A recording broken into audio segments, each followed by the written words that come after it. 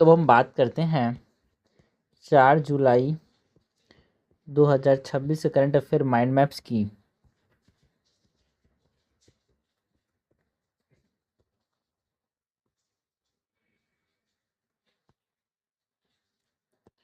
सबसे पहले तो हम बात करते हैं यार अबाउट जो इंडियन ओशन डाइपोल है उसका क्या इम्पैक्ट है जो इंडियन मानसून के ऊपर एंड एल नीनो के ऊपर। बिकॉज ये न्यूज़ में इसलिए था, इंडिया के अंदर 2026 में जो साउथ वेस्ट मानसून के अंदर यहाँ पे एक 40% रेनफॉल डेफिसिट जो है वो देखने को मिला। जून में बहुत कम बारिश हुई यार, जो कि ये एल नीनो जो है वो स्ट्रेंथन हो चुका था।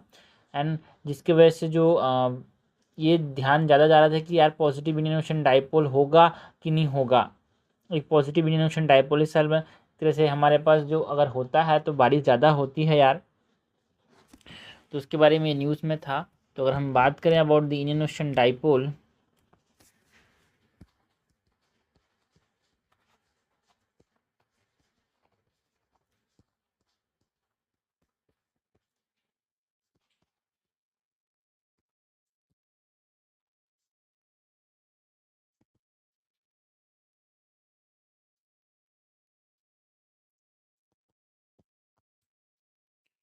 तो सबसे पहले तो जो ओवरव्यू है, तो ये इंडियन ओशन डाइपोल होता क्या है यार।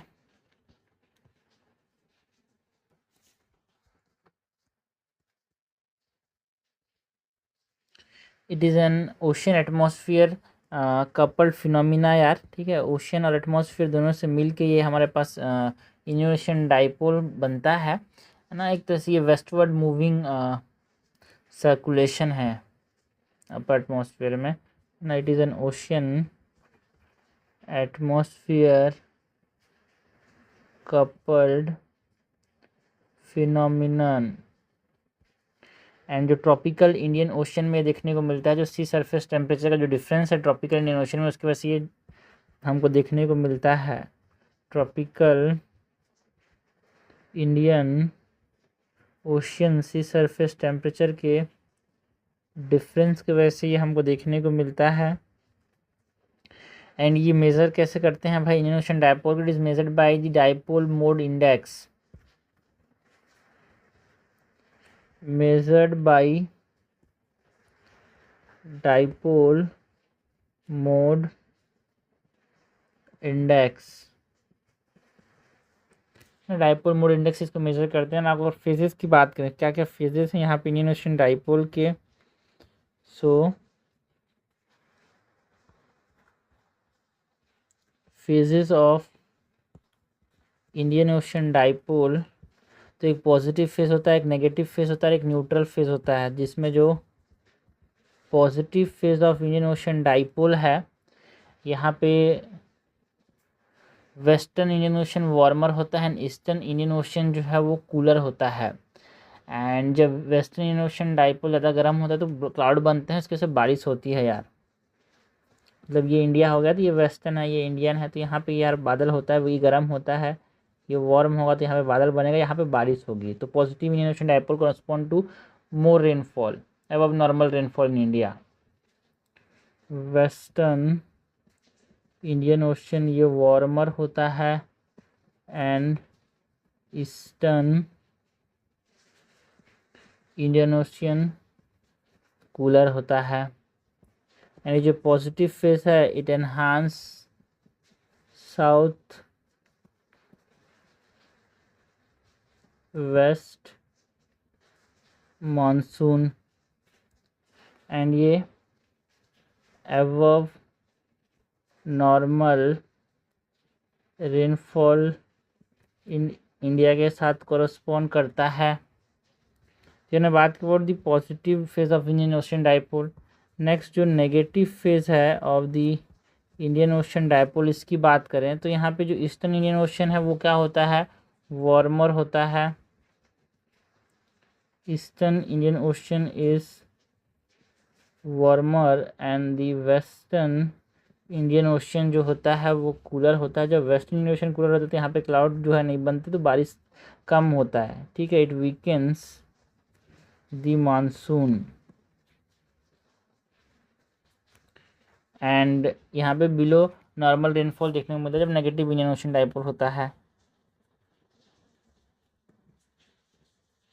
Below normal rainfall in India. इसके बाद एक होता है नेगेटिव के बाद एक होता है neutral phase. Neutral phase of Indian Ocean dipole, कोई significant sea surface temperature difference नहीं देखने को मिलता यार यहाँ पे। No significant sea surface temperature difference. And जो इन्फ्लुएंस ऑन मानसून है उसकी बात करें तो न्यूट्रल फेस का उतना इन्फ्लुएंस नहीं होता है। Minimal influence on monsoon. बाकी जो इम्पैक्ट है of the positive Indian Ocean dipole की बात करें, impact of positive Indian Ocean dipole, तो ये स्ट्रेंथन करता है जो मॉइस्चर ट्रांसपोर्ट हो रहा है इंडिया तक उसको। Strengthen moisture transport to India. And जो कन्वेक्शन है ओवर अरेबियन सी उसको ये इंक्रीज करता है। कन्वेक्शन ज़्यादा होगा ज़्यादा बादल बनेंगे, बारिश ज़्यादा होगी। So increases convection over Arabian Sea. And ये सपोर्ट करता है जो reservoirs and ground water recharge है, ज़्यादा पानी गिरेगा तो ये रिचार्ज हो जाते हैं, रिजर्वायर्स में पानी चला जाता है। So it supports reservoirs and ground water recharge. And जो पॉजिटिव इंडियन ओशन डाइपोल है इट पार्टली ऑफसेट्स, मतलब जो अल नीनो का जो एडवर्स इफेक्ट है उसको एक तरह से थोड़ा सा कम कर देता है। इसके बाद जो इम्पैक्ट ऑफ पॉजिटिव आईओडी की बात की, नेगेटिव आईओडी का इम्पैक्ट पड़ता है यार। इम्पैक्ट ऑफ नेगेटिव आईओडी, तो ये जो मॉइस्चर है उसको कहाँ भेज देता है, थोड़ा सा इंडोनेशिया ऑस्ट्रेलिया की तरफ, तो बारिश कम हो जाता है इंडिया में। Shift moisture toward Indonesia and Australia. Rainfall को कम करता है यार, जो रेनफेड रीजन है जहाँ बारिश होती है वहाँ पे reduces rainfall in rainfed regions. And जो ड्रॉट है ड्यूरिंग एल नीनो उसको ये एग्रावेट करता है, aggravates drought during El Nino. And it lead to crop losses and एक तरह से रूरल डिस्ट्रेस यार, जिसकी वजह से क्या होता है, lead to crop losses and rural distress. ठीक है, खेत फसल का नुकसान होता है तो लोगों की ज़िंदगी में बहुत बड़ा असर होता है यार। बाकी जो इंडियन ओशन डाइपोल है इसका क्या सिग्निफिकेंस है इंडिया के लिए, अगर हम सिग्निफिकेंस की बात करें,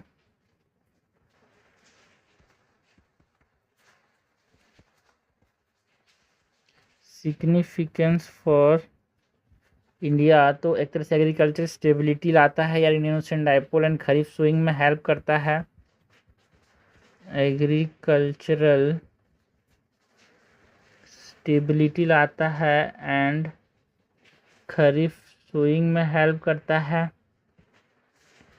वाटर सिक्योरिटी एंड इरिगेशन है ना, प्रोवाइड करता है। वाटर सिक्योरिटी में एक इम्पॉर्टेंट रोल प्ले करता है। इरिगेशन की अवेलेबिलिटी कराता है यार किसानों को।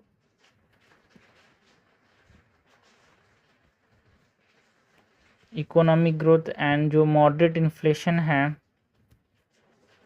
इकोनॉमिक ग्रोथ एंड एक मॉडरेटेड इन्फ्लेशन देखने को मिलता है यार। जो अगर डिस्ट्रेस हुआ तो इन्फ्लेशन देखने को मिलेगा। ऑल्सो जो डिज़ास्टर के जो रिस्क हैं उसको, इंडियन ओशन डाइपोल जो है बहुत ज़्यादा सूखा पड़ गया तो डिज़ास्टर हो गया यार, बहुत ज़्यादा पानी गिर गया तो है ना, उसका नेगेटिव फेस आ गया। तो एक तरह से डिज़ास्टर के जो रिस्क हैं तो बहुत ज़्यादा नेगेटिव, मतलब लानिना हो गया तो बारिश ज़्यादा होती है तो नेगेटिव फेस जब उसके साथ होगा तो डिज़ास्टर कम करता है, फ्लड्स को कम कर, डिज़ास्टर रिस्क रिडक्शन करता है। बाकी जो इंडियन ओशन डाइपोल है इसके अंदर चैलेंजेस की बात करें, चैलेंजेस क्या है यार।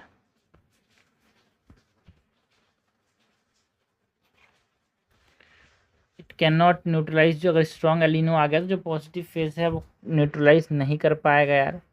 Can not fully neutralize strong El Nino. Also जो रेनफॉल डिस्ट्रीब्यूशन है उसको अनइवन कर देता है, अनइवन स्पेशल रेनफॉल डिस्ट्रीब्यूशन करता है। एंड हाइड्रोमेट्रोलॉजिकल रिस्क चांसेस को ये बढ़ा देता है यार, इंक्रीज, बिकॉज बारिश ज़्यादा हो गई तो हाइड्रोमेट्रोलॉजिकल जो रिस्क है उसके चांसेस को ये बढ़ा देता है। एंड क्लाइमेट चेंज की प्रिडिक्टिबिलिटी को कम करता है, मतलब अनप्रिडिक्टिबिलिटी है इसके अंदर, अगर क्योंकि हमेशा पता नहीं होता कि नहीं भाई पॉजिटिव फेज आने वाला है आईओडी का कि नेगेटिव फेज आने वाला है।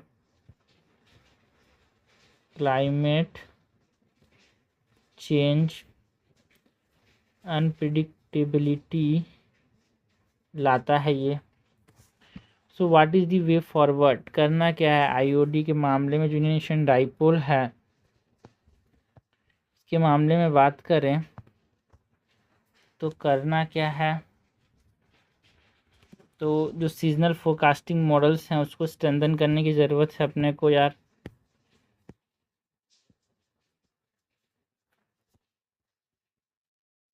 वे फॉरवर्ड की बात करें तो अपने को स्ट्रेंथन करना होगा जो सीजनल फोरकास्टिंग मॉडल्स हैं उनको ना, जो क्लाइमेट रेजिलिएंट एग्रीकल्चर है इसको प्रमोट करना होगा,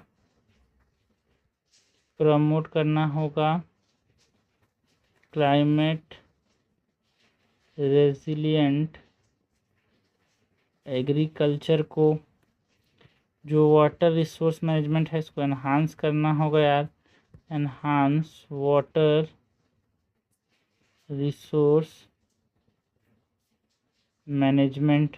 जो अर्ली वार्निंग सिस्टम है इसको इम्प्रूव करना होगा, improve early warning systems. Climate interaction research जो है इसको एडवांस करना होगा कि क्लाइमेट कैसे इंटरेक्ट करता है, सब चीज़ को हमको समझना होगा। सो क्लाइमेट इंटरेक्शन रिसर्च को बढ़ावा देना होगा। तो ये हमने बात की अबाउट व्हाट, ये हमने बात की about the Indian Ocean dipole यार, बिकॉज ये इसका बहुत ज़्यादा इंपॉर्टेंस है। अगर यहाँ पे एलिनो ईयर है, ये बहुत ज़्यादा सुपर एलिनो जो आ रहा है उसका ईयर है, तो इसीलिए इंडियन ओशन डाइपोल का महत्व बढ़ जाता है कि क्या फेज़ आने वाला है, पॉजिटिव फेज़ की नेगेटिव फेज़, बिकॉज 40% कम बारिश हुई है भाई जून में जितना होता था एवरेज उससे। नेक्स्ट हम बात करते हैं टेम्पल डोनेशन मैनेजमेंट की। यहाँ पे जो टेम्पल डोनेशन मैनेजमेंट है वो न्यूज़ में था, बिकॉज जो श्री राम जन्मभूमि टेम्पल जो अयोध्या में है उसको यहाँ पे जो डोनेशन थेफ्ट है उसके आरोप यहाँ पे लगे यार, है ना, जिसकी वजह से जो governance security and audit of temple donation, ये इस चीज़ के ऊपर फोकस गया है, अटेंशन गया है। तो temple donation management in India की बात करें,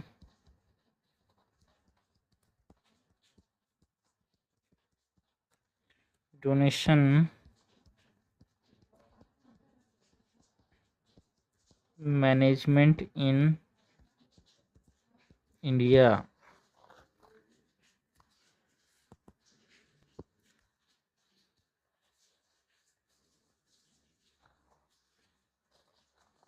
टेम्पल डोनेशन मैनेजमेंट इंडिया के अंदर सबसे पहले जो चीज़ है, तो सबसे पहले यहाँ पे जो है राम टेम्पल की बात करें जो कि अयोध्या में है।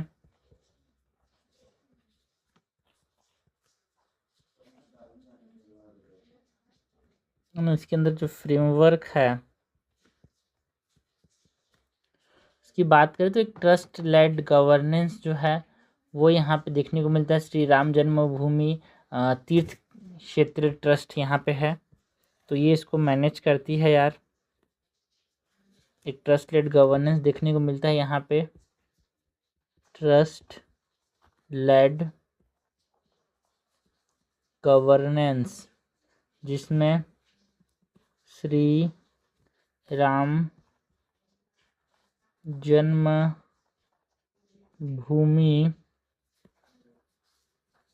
तीर्थ क्षेत्र ट्रस्ट हमको देखने को मिला। बाकी जो जॉइंट डोनेशन प्रोसेस है वो यहाँ पे देखने को मिलता है, मतलब ट्रस्ट, एसबीआई और सीसीटीवी, इन तीनों चीज़ों को यहाँ पे इन्वॉल्वमेंट देखने को मिलता है ना। जो डोनेशन प्रोसेस में जो हंडीज हैं are counted jointly by trust official State Bank of India, and जहाँ पे रिप्रेजेंटेटिव जो होते हैं एसबीआई के रिप्रेजेंटेटिव, उसके बाद ये जो है सीसीटीवी सर्विलेंस के अंदर होता है before being deposited in the trust bank account.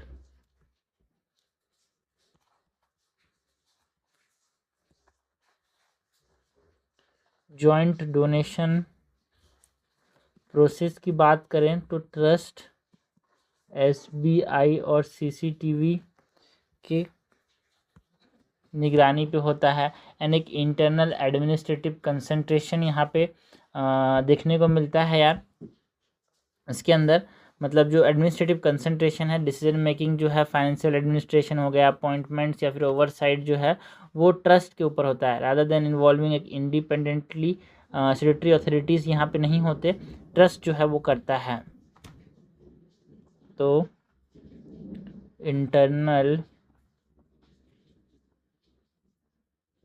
Administrative concentration देखने को मिलता है, and govern by trust deed instead of कोई स्टेटरी बॉडी जो होती है ना उसके द्वारा नहीं होता, it is govern by trust की जो मर्जी है वो चलती है यार, इंस्टेड ऑफ अ स्टैट्यूट। तो वो जो स्टेटरी ओवरसाइट की यहाँ पे कमी है, सो ये एक बहुत बड़ा चीज़ है यार, जिसकी वजह से जो है ना एडमिनिस्ट्रेशन के जो मिसमैनेजमेंट है उसकी वजह से ये न्यूज़ में था। ठीक है, लिमिटेड स्टेटरी ओवरसाइट देखने को मिल रहा है। जो मैंडेटरी गवर्नमेंट ऑडिट है वो यहाँ पे नहीं है यार, absence of mandatory government audit इसकी कमी है। बाकी जो मेजर गवर्नेंस मॉडल्स हैं, मेजर टेम्पल की जो गवर्नेंस मॉडल है उसकी बात करें, मेजर टेम्पल गवर्नेंस मॉडल्स की बात करें तो जो तिरुमला तिरुपति देवस्थानम की बात करें तो ये तिरुपति टेम्पल का ये गवर्नेंस सिस्टम है। तिरुमला तिरुपति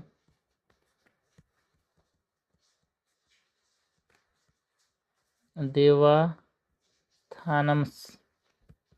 टीटीडी की बात करें तो इसके अंदर एक इंस्टीट्यूशनलाइज्ड ओवरसाइट देखने को मिलता है जो कि मल्टी एजेंसी होता है यार।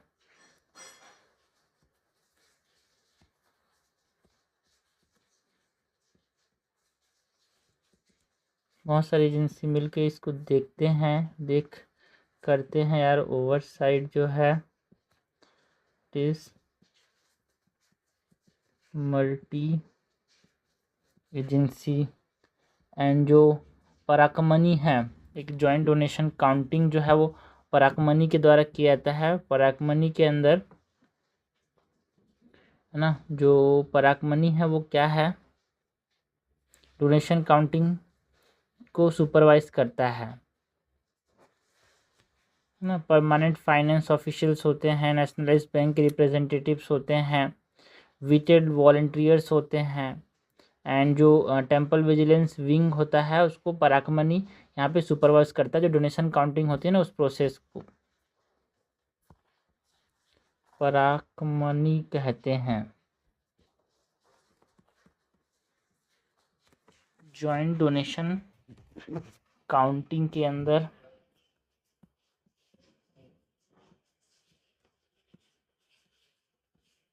ये देखने को मिलता है। इसके बाद स्ट्रिक्ट सिक्योरिटी के अंदर होता है यार, मतलब पॉकेटलेस यूनिफॉर्म्स जो हैं, आर्म ट्रांसपोर्ट देखने को मिलता है। स्ट्रिक्ट सिक्योरिटी मतलब पॉकेटलेस यूनिफॉर्म्स, आर्म्ड ट्रांसपोर्ट होता है। ये तिरुपति देवस्थानम का यहाँ पे हमने ये गवर्नेंस मॉडल है यार। बाकी दूसरा जो है, हम जगन्नाथपुरी के मॉडल की बात करें तो श्री जगन्नाथपुरी में कैसे होता है।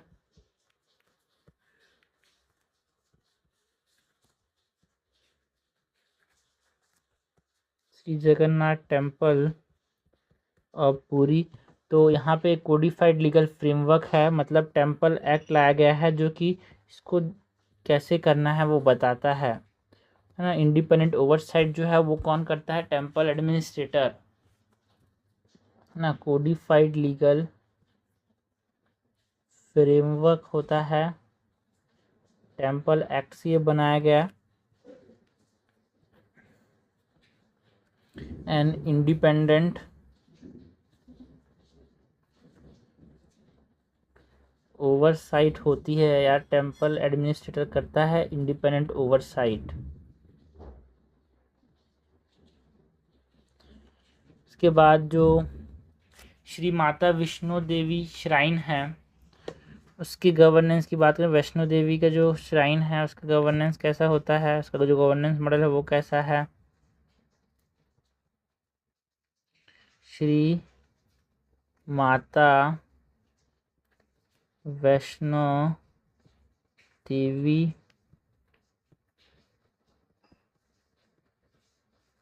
श्राइन, तो यहाँ पे कॉर्पोरेट स्टाइल प्रोफेशनल एडमिनिस्ट्रेशन देखने को मिलता है यार।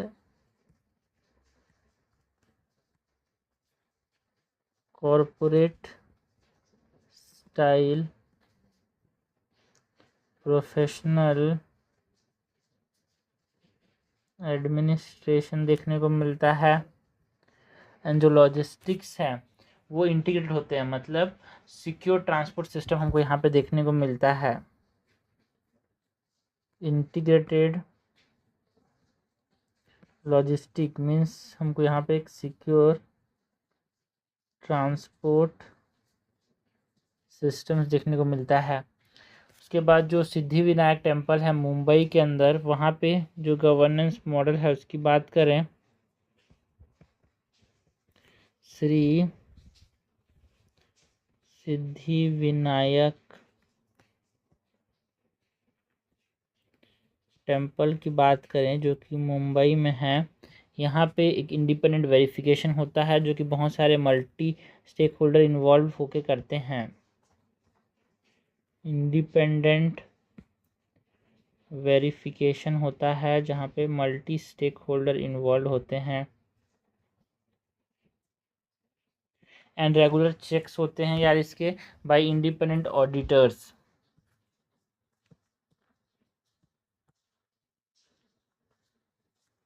Regular checks bye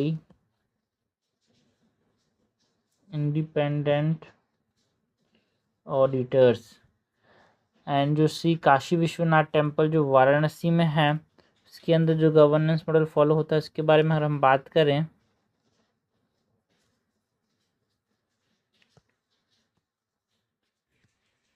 Shri Kashi Vishwanath temple की बात करें जो कि वाराणसी फिर बनारस के अंदर है।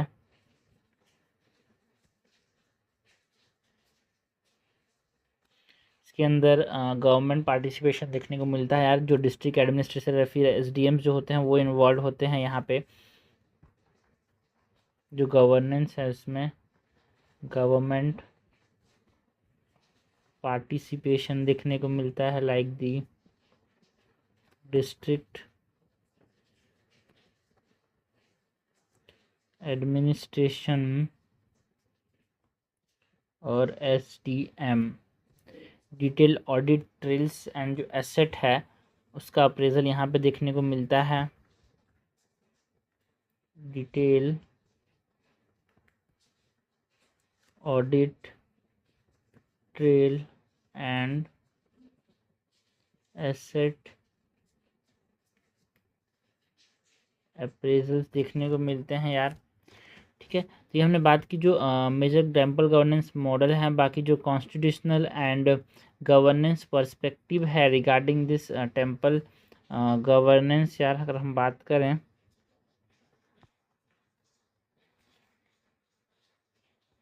जो कॉन्स्टिट्यूशनल गवर्नेंस पर्सपेक्टिव हैं, कॉन्स्टिट्यूशनल एंड गवर्नेंस पर्सपेक्टिव की बात करें तो आर्टिकल 25 एंड 26 जो है वो रिलीजियस फ्रीडम प्रोवाइड करता है यार, है ना। उनको मैनेजमेंट में वो पार्टिसिपेट कर सकते हैं, ये बोलता है आर्टिकल 25 एंड 26 जो है gives religious freedom and management. Okay ना, जो फ्रीडम ऑफ रिलीजन की बात करते हैं 25-26, मतलब जो रिलीजियस डोमिनेशन है उनको ये बोलता है कि आप अपने ओन अफेयर्स उसको मैनेज कर सकते हो, लेकिन हाँ आपको ऐसा कुछ नहीं करना है जो कि पब्लिक ऑर्डर को, मॉरलिटी एंड हेल्थ को यहाँ पे नुकसान पहुँचाए। सो रिलीजियस फ्रीडम प्रोवाइड करता है एंड वो खुद को मैनेज कर सकते हैं, ये बोलता है आर्टिकल 25 एंड 26। आर्टिकल 14 की बात करें तो आर्टिकल 14 राइट टू इक्वालिटी की बात करते हैं, मतलब फेयरनेस होना चाहिए भाई यहाँ पे पब्लिक इंस्टीट्यूशंस के अंदर जो हैंडल किए जा रहे हैं उसके अंदर एक तरह से फेयरनेस, ट्रांसपेरेंसी एंड अकाउंटेबिलिटी के अंदर ये काम करना चाहिए, ऐसा बोलता है article 14। Fairness, transparency and accountability. जो डायरेक्टिव प्रिंसिपल्स हैं उसकी बात करें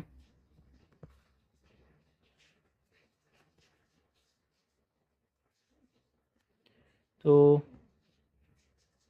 आर्टिकल 38 जो है वो किसके बारे में बात करता है, गुड गवर्नेंस के बारे में। तो गवर्नेंस अच्छा होना चाहिए भाई।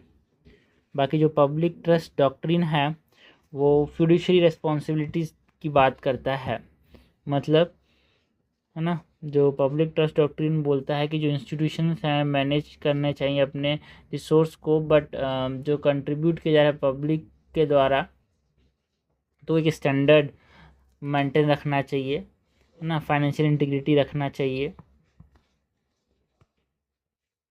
पब्लिक ट्रस्ट डॉक्ट्रिन की बात करें तो ये fiduciary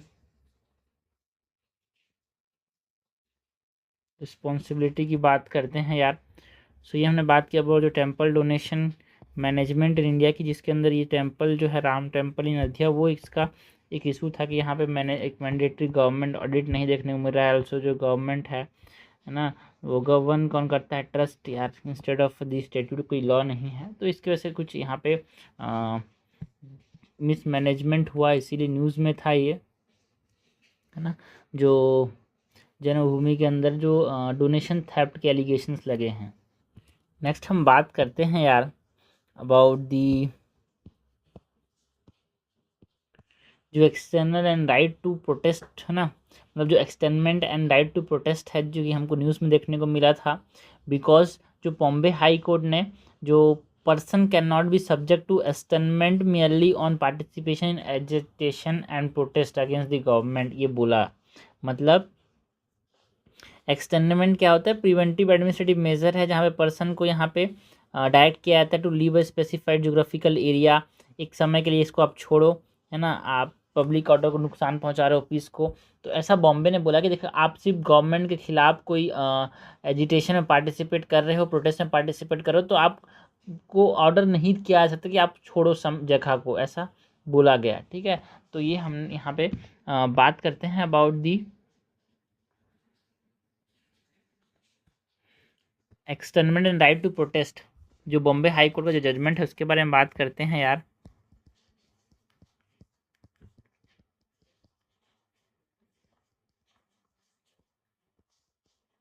externment and right to protest, यहाँ पे हम बात करेंगे about Bombay High court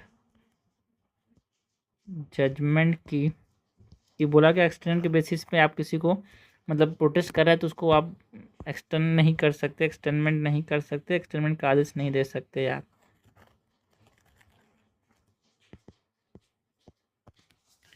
so about externment की बात करें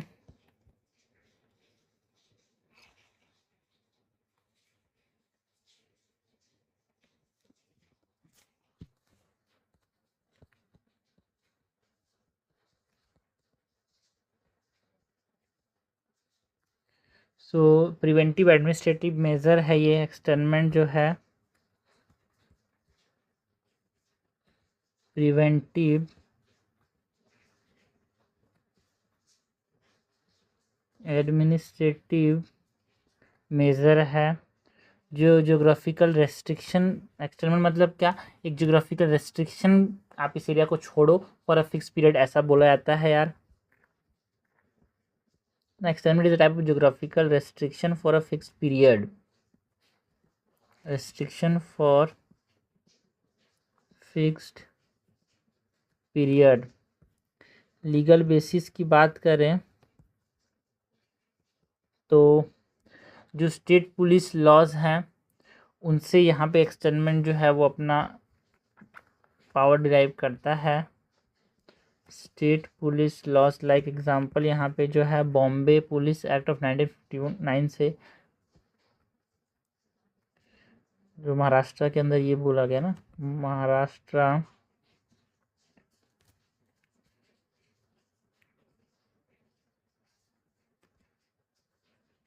जो पुलिस एक्ट है 1951 का, इसके अंदर बाकी ये जो एक्सटर्नमेंट है इसका ऑब्जेक्टिव क्या है, तो थ्रेट जो है पब्लिक ऑर्डर को, पीस को, उसको प्रिवेंट करना।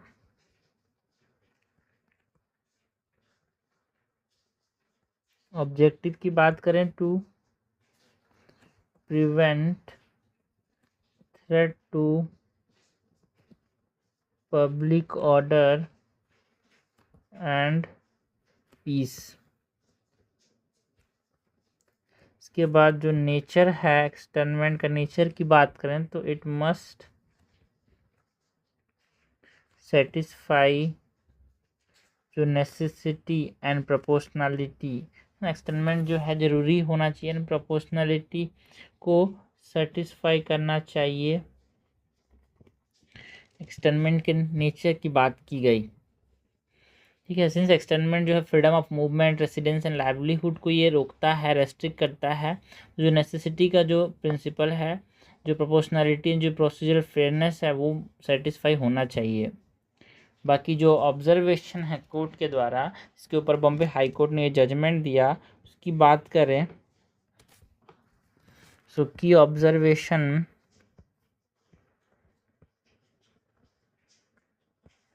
ऑफ दी कोर्ट की बात करें तो पीसफुल प्रोटेस्ट जो है उसकी बात करता है, कि बोला कि देखो ये पीसफुल प्रोटेस्ट का कर रहा है, कोई क्राइम नहीं है यार ये। पीसफुल, बॉम्बे हाई कोर्ट ने बोला peaceful protest is not a crime, and जो गवर्नमेंट को criticism of government is a constitutionally protected, यार गवर्नमेंट जो है अगर आप कोई गलत चीज़ बोल रहे हो तो उसको अगर आप प्रोटेस्ट कर रहे हो तो आपको संविधान देता है ये हक यार, इट इज़ कॉन्स्टिट्यूशनली प्रोटेक्टेड। ये तो तानाशाही और डेमोक्रेसी में क्या अंतर हुआ? ठीक है, criticism of government is constitutionally protected. बाकी जो आर्बिट्री एक्सटर्नमेंट है, किसी को भी यहाँ पे जगह को रोक, जगह से एक फिक्स पीरियड के लिए हटा देना, एक फंडामेंटल राइट को इन्फ्रिंज कर रहा है यार, बिना वजह, है ना। आर्बिट्री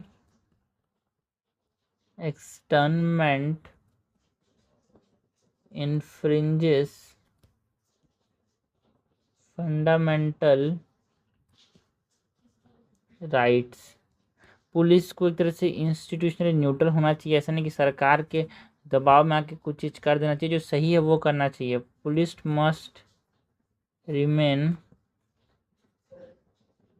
इंस्टीट्यूशनली न्यूट्रल एंड एक जेन्युइन क्रेडिबल एविडेंस जो है वो होना चाहिए। अगर आप किसी को एक्सटेंड कर रहे हो तो ऐसा कोर्ट ने बोला कि रिक्वायर्स अ जेन्युइन और credible evidence of imminent threat, कि यार ये कोई नुकसान पहुंचाने वाला है तब इसको एक्सटेंड करना है। इट रिक्वायर्स जेन्युइन और credible evidence of imminent threat. बाकी जो कॉन्स्टिट्यूशनल प्रोटेक्शन जो कि डिसेंट को यहाँ पे मिलता है,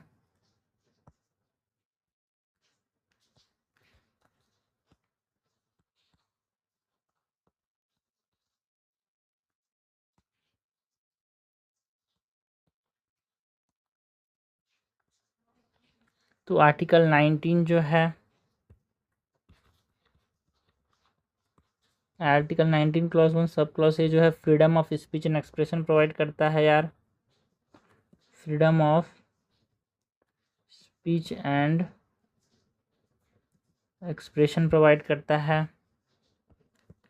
जो article 19 clause 1 sub clause B जो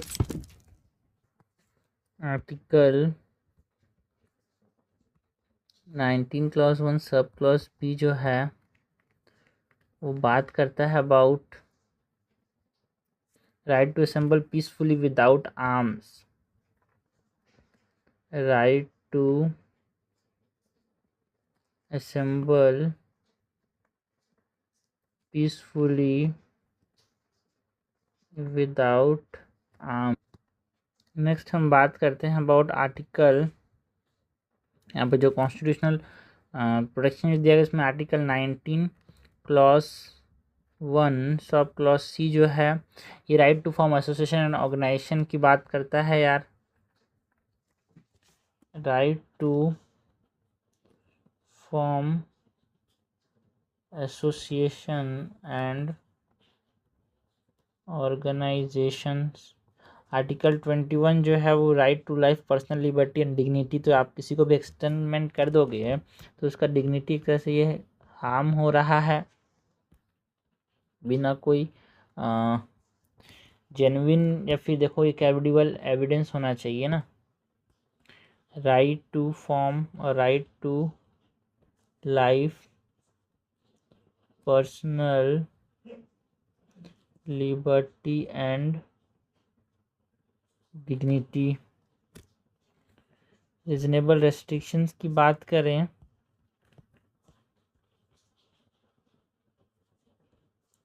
सो रीजनेबल रेस्ट्रिक्शंस जो हैं ये मस्ट बी प्रोपोर्शनेट एंड एक तरह से लीगली जस्टिफाइड होना चाहिए यार।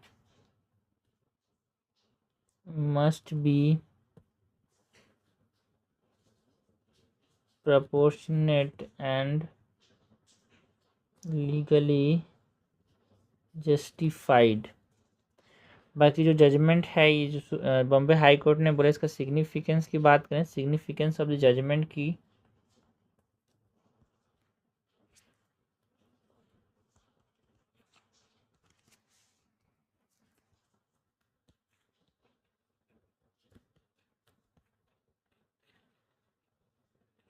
तो ये जो डेमोक्रेटिक डिसेंट है उसको ये स्ट्रेंथन करता है।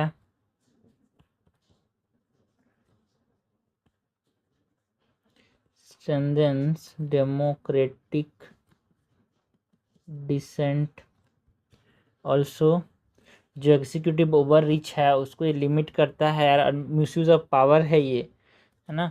मतलब ये बोला सुप्रीम कोर्ट ने कि आप अगर किसी को भी एक्सटेंड कर दे रहे बिना कोई वजह के, तो एक तरह से ये मिसयूज़ ऑफ पावर है। इट लिमिट्स जो एग्जीक्यूटिव है उसका जो ओवर रीच है, police is a part of executive, तो एग्जीक्यूटिव ओवर रीच को बचा रहा है। And misuse of power, and जो रूल ऑफ लॉ है उसको ये रीइंफोर्स करता है। जजमेंट जो है कि यार देखो रूल ऑफ लॉ के हिसाब से सब चीज़ चलना चाहिए, आर्बिट्रीनेस नहीं होना चाहिए। पॉलिटिकल फ्रीडम जो है एक्टिविस्ट, उसको ये जजमेंट जो है सेफगार्ड करता है। Safeguards political freedom for activists and impartial and accountable policing को ये प्रमोट करता है।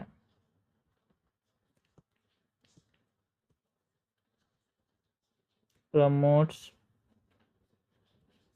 impartial and accountable policing। इसके बाद जो प्रिवेंटिव एंड प्यूनिटिव मेजर्स होते हैं उसमें भी एक डिफरेंस समझ आना बहुत ज़रूरी है।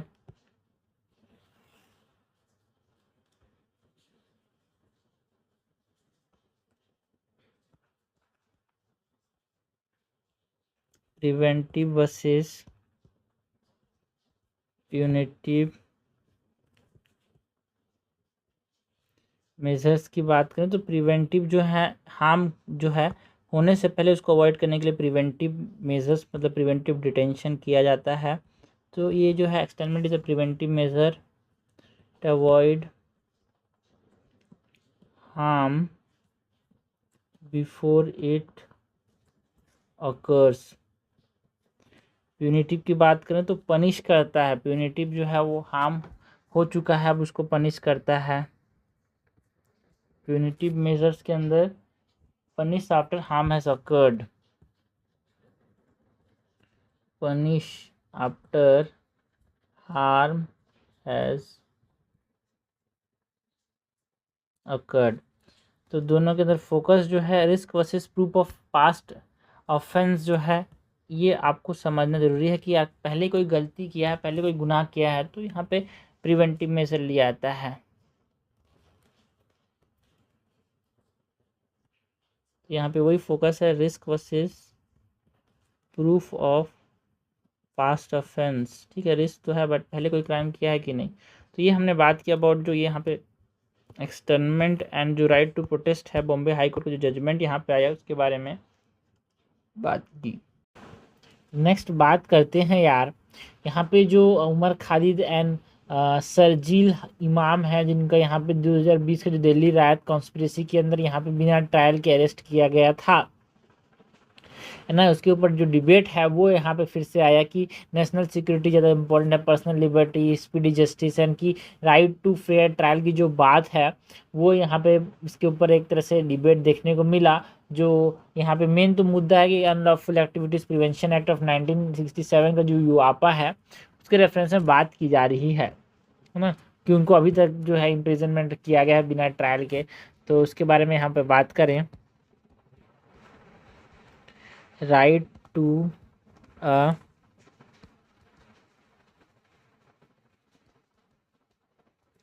fair trial in India।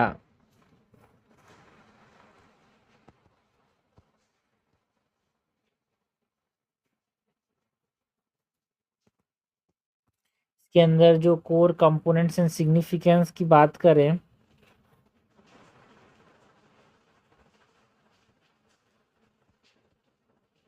Core component and significance की बात करें तो जो प्रिजम्पशन है ऑफ इनोसेंस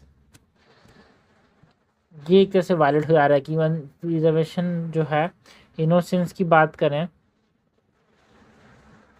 जब तक आपको गिल्टी साबित ना किया जाए तो आप इनोसेंट हो, तो ये प्रिजम्पशन ऑफ इनोसेंस है वो यहाँ पे ये वो माना जाएगा यार। स्पीडी ट्रायल एंड लीगल जो रिप्रेजेंटेशन है ये एसेंशियल कंपोनेंट होता है फेयर ट्रायल का, हर आदमी को मिले, है ना।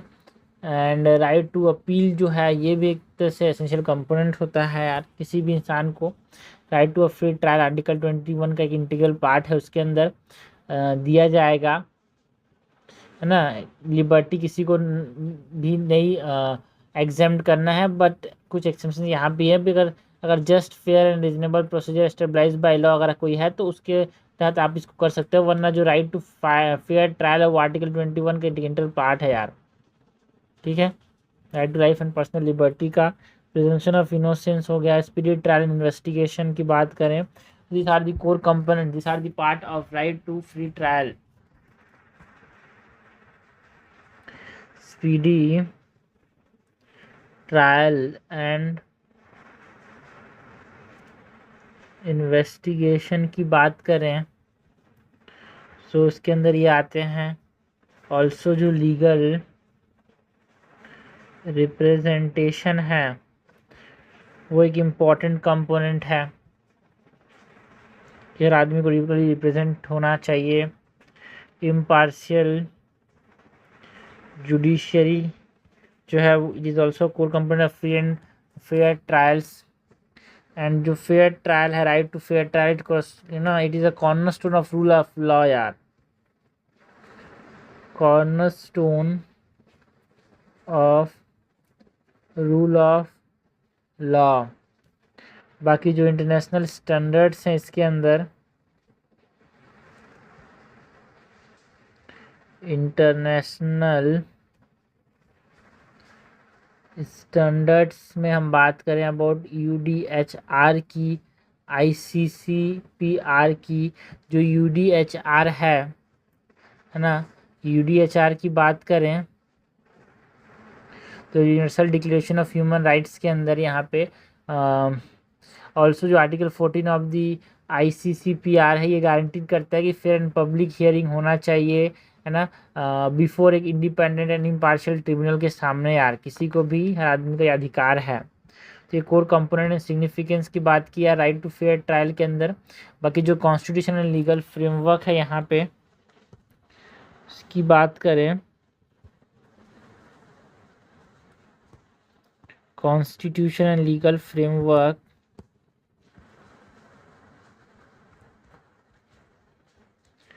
कॉन्स्टिट्यूशन एंड लीगल फ्रेमवर्क की बात करें तो आर्टिकल 21 जो है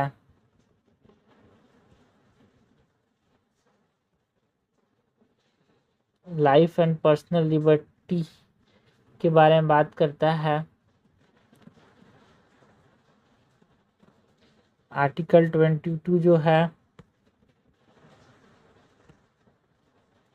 आर्टिकल 22 क्लॉज 1 जो है वो राइट टू डिफेंस की बात करता है।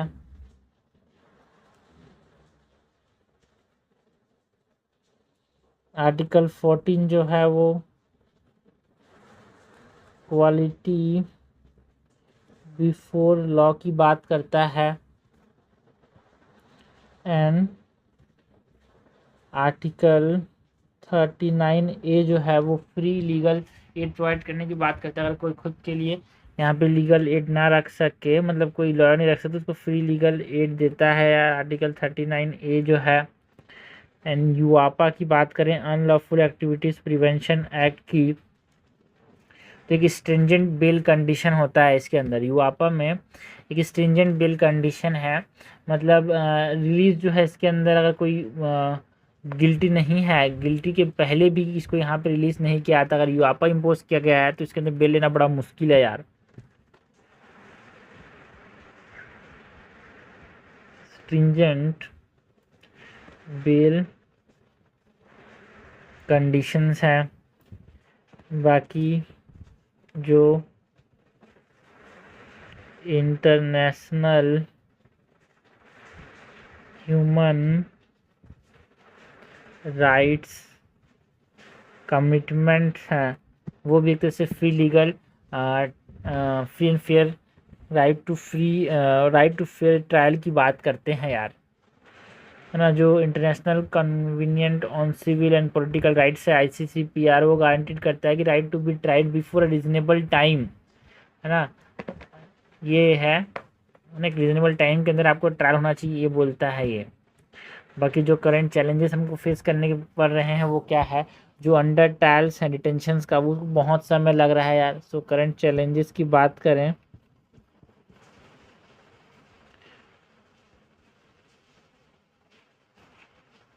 तो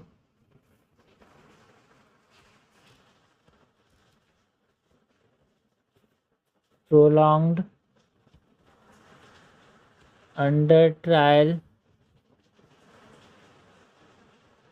डिटेंशंस हमको देखने को मिल रहा है, ये एक चैलेंज है। बहुत समय तक टेंशंस रख के ट्रायल हो ही रहा है। बाकी जो प्रोसेस है इट इज़ बिकमिंग पनिशमेंट बन जा रहा है, प्रोसेस ही पनिशमेंट बन जा रहा है भाई, रखे हुए प्रोसेस में फंस जा रहे हैं। केस पेंडेंसी बहुत ज़्यादा है, मैसिव केस पेंडेंसी देखने को मिल रहा है ना। जो बेल ज्यूरिस्प्रूडेंस है ना, मतलब बेल की जो बेल ज्यूरिस्प्रूडेंस मतलब जुडिशियल इंटरप्रेशन बहुत ज़्यादा डाइवर्जेंट हो गया है यार। अनसर्टेनिटीज़ जो है पर्सनल लिबर्टी को प्रोटेक्शन में हमको बहुत ज़्यादा अनसर्टेनिटीज़ देखने को मिल रही हैं। Equal treatment before equal law का जो ये कॉन्सेप्ट है वो थोड़ा सा यहाँ पे हैम्पर हो रहा है। तो हमको यहाँ पे क्या देखने को मिलता है, इंस्टीट्यूशनल मतलब इनकन्सिस्टेंट बेल्स ज्यूरिस्प्रूडेंस देखने को मिल रहा है। इनकन्सिस्टेंट बेल ज्यूरिस्प्रूडेंस, ऑल्सो जो इंस्टीट्यूशनल कैपेसिटी है उसके कंस्ट्रेंट्स देखने को मिल रहे हैं यार।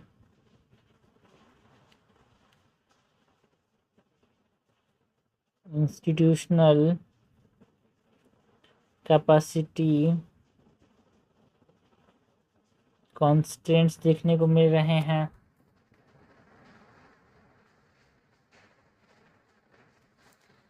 जो सिक्योरिटी एंड लिबर्टी है उसको भी बैलेंस करना ज़रूरी है, तो इस बैलेंस नहीं हो पा रहा है, सो इसकी वजह से चैलेंजेस देखने को मिल रहे हैं। Balancing security and liberty. बाकी जो इम्पोर्टेंस है स्पीड का यहाँ पे उसकी बात करें तो स्पीडी ट्रायल बहुत ज़रूरी है, it is also fundamental thing. So इस फंडामेंटल इम्पोर्टेंस ऑफ स्पीड की बात करें तो ये जो है पर्सनल लिबर्टी को ये प्रोटेक्ट करता है। Protection of personal liberty, procedural fairness यहाँ पे लाना होगा, है ना। एविडेंसेस एंड मेमोरी की बात करते हैं यहाँ पे। प्रोसीजरल फेयरनेस के अंदर यहाँ पे हम बात करते हैं about evidence and memory. And जो प्रिजर्वेशन है, preservation of human dignity, speed में करना है बट ये सब चीज़ को मेंटेन रखना है यार, है ना। पब्लिक कॉन्फिडेंस जुडिशियल सिस्टम में अगर स्पीड होता है तो एक तरह से, है ना, वो पब्लिक कॉन्फिडेंस रहता है स्पीड ट्रायल हो तो जुडिशियल सिस्टम के अंदर, जस्टिस सिस्टम के अंदर public confidence in justice system. Also democratic safe guard है यार ये जो है। स्पीड में अगर कोई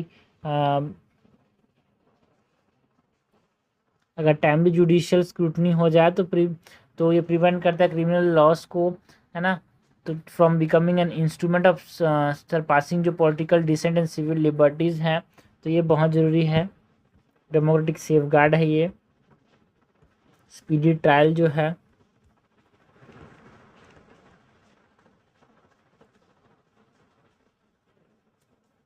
बाकी आगे कर क्या सकते हैं इसको इम्प्रूव करने के लिए, राइट टू फ्री ट्रायल के बाद अंदर फ्री ट्रायल को इम्प्रूव करने के लिए और जो चीज़ें हैं उसको दिक्कतों को सुलझाने के लिए what is the way forward यार, हम यहाँ पे क्या क्या कर सकते हैं।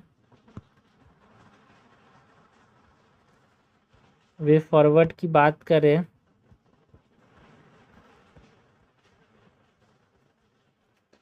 तो टाइम बाउंड ट्रायल फ्रेमवर्क बनाना होगा यार,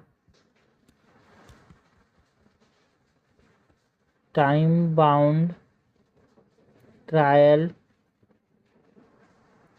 फ्रेमवर्क बनाना होगा, है ना। बिल जूरिस्प्रूडेंस में रिफॉर्म लाने होंगे, बिल जूरिस्प्रूडेंस में यहाँ पे रिफॉर्म लाने होंगे, जो जुडिशियल अपॉइंटमेंट है उसको एनहांस करना होगा, एनहांस जुडिशियल अपॉइंटमेंट्स। ऑल्सो जो पीरियोडिक जुडिशियल रिव्यू है उसको करने की ज़रूरत है यार, यहाँ पे judicial review time to time करना होगा, periodic judicial review. Technology leverage की बात करें तो हम ई कोर्ट्स का एआई का इस्तेमाल कर सकते हैं यहाँ पे स्पीडी ट्रायल के लिए, है ना। ई कोर्ट्स को एक्सपांड कर सकते हैं, वर्चुअल हायरिंग कर सकते हैं, मतलब वर्चुअल हियरिंग कर सकते हैं, digital case management, AI assisted जो एडमिनिस्ट्रेटिव फंक्शंस हैं उसका इस्तेमाल करते हैं जिससे जो प्रोसीजरल डिलेज हैं वो कम हो एंड जुडिशियल इंडिपेंडेंस बचा रहे, प्रिजर्व रहे इसके साथ साथ, ठीक है। टेक्नोलॉजी लेवरेज की बात करें तो ई कोर्ट्स एंड एआई जो है उसका इस्तेमाल कर सकते हैं जिससे प्रोसीजरल डिले यहाँ पे ठीक हो पाए। ऑल्सो जो कॉन्स्टिट्यूशनल प्रिंसिपल्स ऑफ प्रोपोर्शनैलिटी है उसको अपहोल्ड करना बहुत ज़रूरी है यार।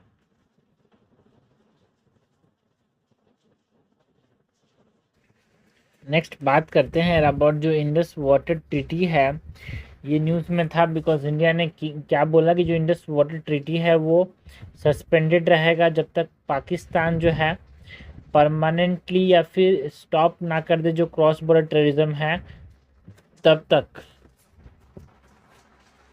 तो इंडस वाटर ट्रीटी की बात करें, है ना, तो ये जो स्टेटमेंट है पाकिस्तान का जो ऊपर ये दिया गया था, जो पहलगाम अटैक था ना भाई, टेरर अटैक एंड ऑपरेशन सिंदूर, उस समय ये बोला गया था, तो उसके रिगार्डिंग ये न्यूज़ में था यार। सो इंडस वाटर ट्रीटी की बात करें एंड सस्पेंशन एंड जो इश्यूज हमको देखने को मिल रहे हैं इसके अंदर,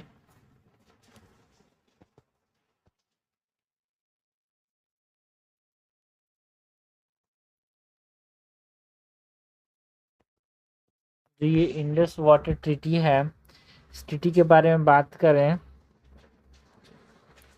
IWT इंडस वाटर ट्रीटी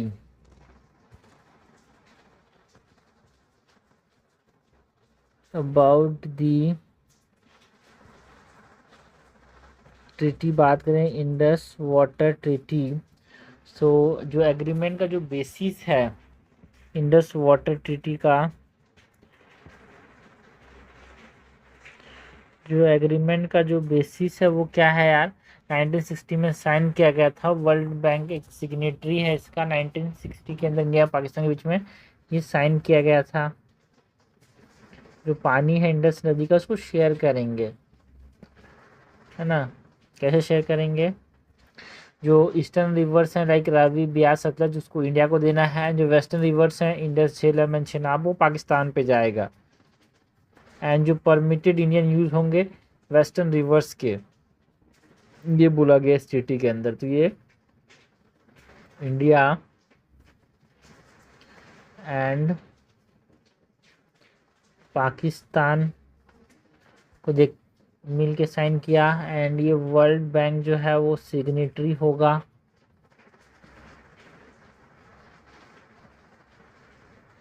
इसका एंड जो रिवर एलोकेशन की बात करें, सो जो ईस्टर्न रिवर्स हैं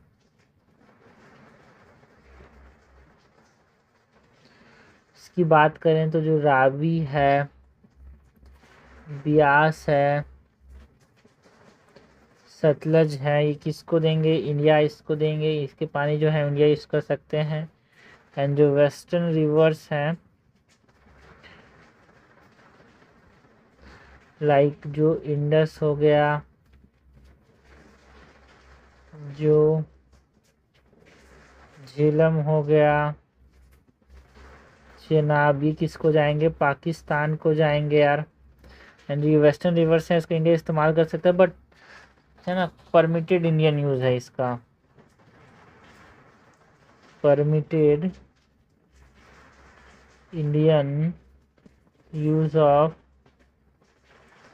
वेस्टर्न रिवर्स। बाकी टीटी के अंदर जो इंस्टीट्यूशनल मैकेनिज्म के बात करें तो परमानेंट इंडस कमीशन बनाया गया एंड एक डिस्प्यूट रेजोल्यूशन फ्रेमवर्क बनाया गया, great dispute resolution framework.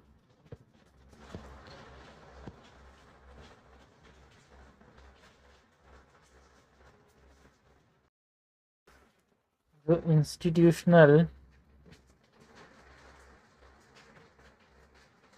Mechanism की बात करें तो एक permanent Indus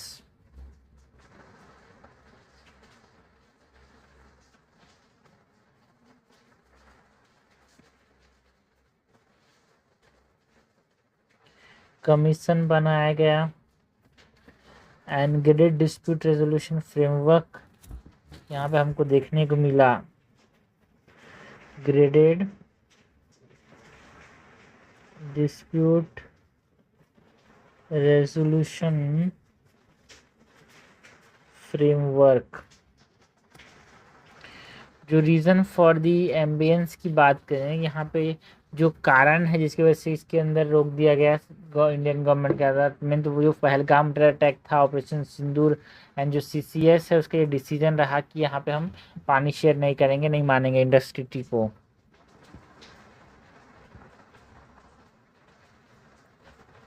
reason for ambience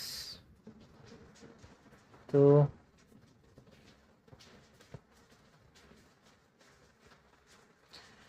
जो क्रॉस बॉर्डर टेररिज्म है इसकी बात करें तो पहलगाम अटैक के बाद इसको रोक दिया गया था, इसको नहीं मानेंगे हम, ऐसा बोला गया इंडिया के द्वारा ना। पहलगाम टेरर अटैक 2025 में जो हुआ था उसके बाद ये रोक दिया गया, इसको मानना बंद कर दिया गया इंडिया के द्वारा, है ना। ऑपरेशन सिंदूर जो चलाया गया इंडिया के द्वारा, जो सीसीएस का डिसीजन था कि यहाँ पे हम जो इंडस वाटर ट्रीटी है उसको नहीं मानेंगे। जो कैबिनेट कमेटी ऑन सिक्योरिटी था उसने एक तरह से ये एम्बियंस ट्रीटी को यहाँ पे फॉलो किया आफ्टर द पहलगाम अटैक। जो वाटर कोऑपरेशन है वो हमारे पास नेशनल सिक्योरिटी कंसर्न रहेगा, ऐसा बोला। नेशनल सिक्योरिटी की बात करें तो इसके साथ जोड़ा गया, नेशनल सिक्योरिटी की बात करें तो water and blood can not flow together, ऐसा बोला गया भाई, है ना। पानी भी हम आपको देंगे, खून भी बहाए, तो ये बोला गया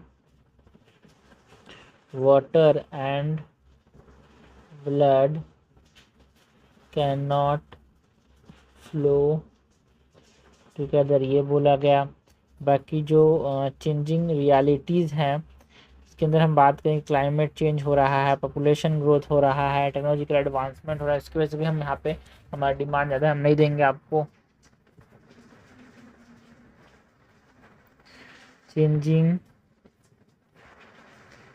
रियलिटीज़ की बात करें, जो क्लाइमेट चेंज है,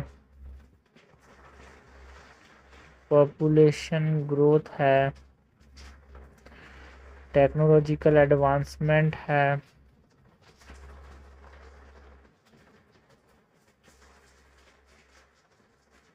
इसकी वजह से भी इसको रोका गया। इसके बाद हम बात करें about the persistent dispute, like जो कृष्ण गंगा प्रोजेक्ट हो गया, राइटले हाइड्रो इलेक्ट्रिक प्रोजेक्ट हो गया, इसके वजह से परसिस्टेंट डिस्प्यूट है, इसकी वजह से दोनों के बीच में एक तरह से वो हो रहा है, एम्बियंस मतलब मतभेद देखने को मिला यार। सो परसिस्टेंट डिस्प्यूट्स की बात करें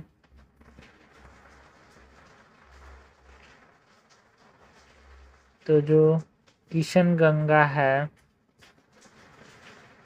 किशन गंगा प्रोजेक्ट वो एक डिस्प्यूट का कारण है यार ना। किशन गंगा प्रोजेक्ट के अंदर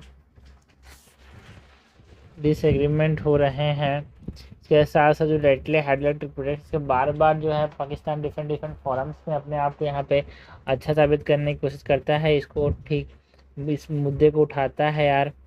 rightly hydro electric project, so reason for the ambience की बात करें, बाकी इसके क्या इम्प्लीकेशन है यार, जो इंडस वाटर अथॉरिटी का सस्पेंशन जो इशू देखने को मिल रहा है, सर क्या प्रभाव पड़ेगा, वाट आर दी इम्प्लीकेशंस यार। इम्प्लीकेशंस की बात करें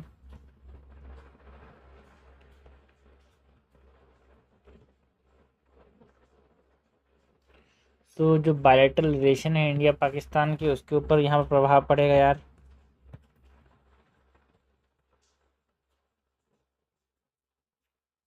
इम्प्लीकेशन की बात करें तो जो बायलैटरल रिलेशन है उस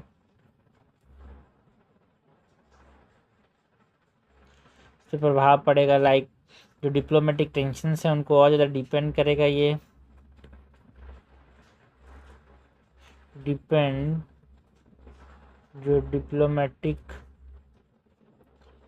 टेंशन्स हैं उनको, जो कोऑपरेशन जो है के जो चैनल्स हैं उनको ये कम करेगा, सो रिड्यूस कोऑपरेशन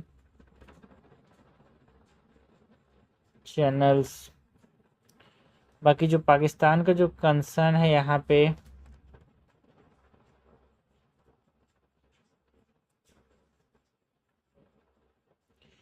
की बात करें तो एग्रीकल्चर सिक्योरिटी को वहाँ पे अफेक्ट करेगा यार।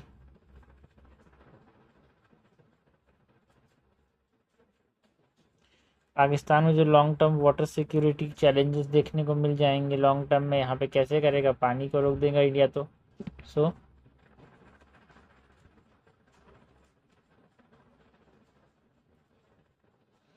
लॉन्ग टर्म वाटर सिक्योरिटी को अफेक्ट करेगा। जो स्ट्रेटेजिक लेवरेज है इंडिया का उसकी बात करें, इंडिया स्ट्रेटेजिक लेवरेज की बात करें तो जो नेगोशिएटिंग पावर है उसको इन्हांस करेगा, एनहांस नेगोशिएटिंग पावर इंडिया का, एक तरह से जो ऑप्टिमाइज वाटर यूटिलाइजेशन है उसकी फ्लेक्सिबिलिटी लाएगा इंडिया के अंदर।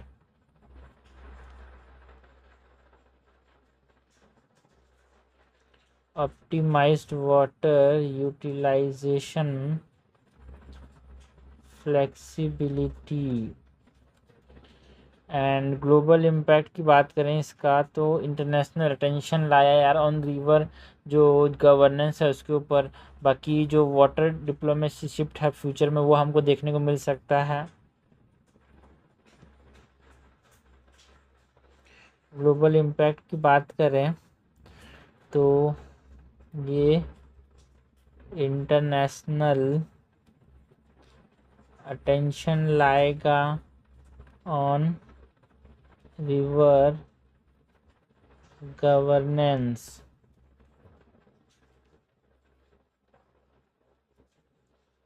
एंड जो फ्यूचर वाटर डिप्लोमेसी है उसमें हमको शिप देखने को मिल सकता है। तो ये हमने बात किया अबाउट द रिवर, जो इंडस रिवर जो ट्रीटी है उसके ऊपर जो सस्पेंशन किया है इंडिया ने, ये न्यूज़ में था, इसके बारे में हमने बेसिक चीज़ देख ली।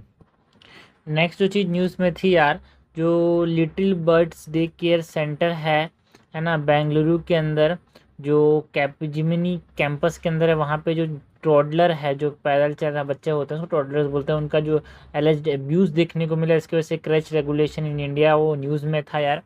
तो क्रच रेगुलेशन इन इंडिया की बात करें, जो चाइल्ड के रखने की जो फैसिलिटी है तो बोलते हैं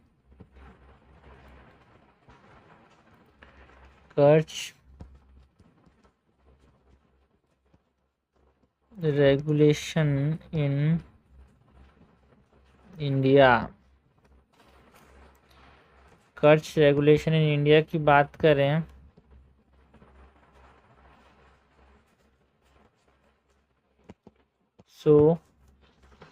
जो कर्ज होता है, सबसे पहले तो जो रेगुलेटरी फ्रेमवर्क है रिगार्डिंग कर्ज, इसकी बात करें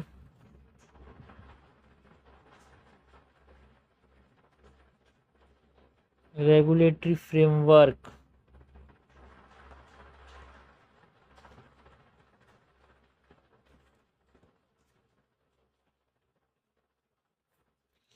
इसके अंदर जो national minimum standard and protocol है 2024 का, उसके अंदर ये रेगुलेट किया जाता है कर्ज फैसिलिटी को।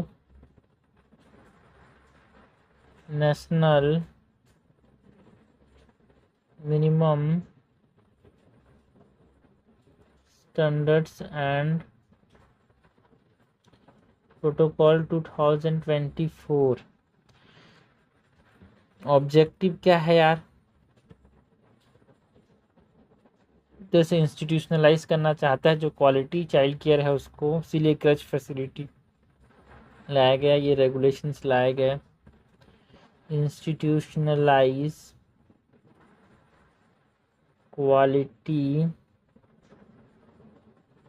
चाइल्ड केयर, इसका जो फोकस है वो किस चीज़ पे है, जो फीमेल लेबर फोर्स पार्टिसिपेशन उसको बढ़ाना, बिकॉज बच्चे के संभालने के चक्कर में पार्टिसिपेट नहीं कर पाते थे, तो वो वहीं पे जहाँ पे वो काम करेंगे वहीं पे फैसिलिटी रहेगी, तो ये फीमेल लेबर फोर्स पार्टिसिपेशन को बढ़ाएगा। Female labour force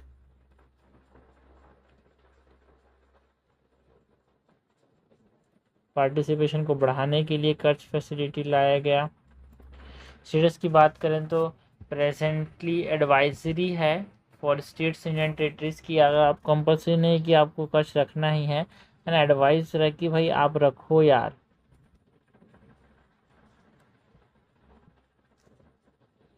okay,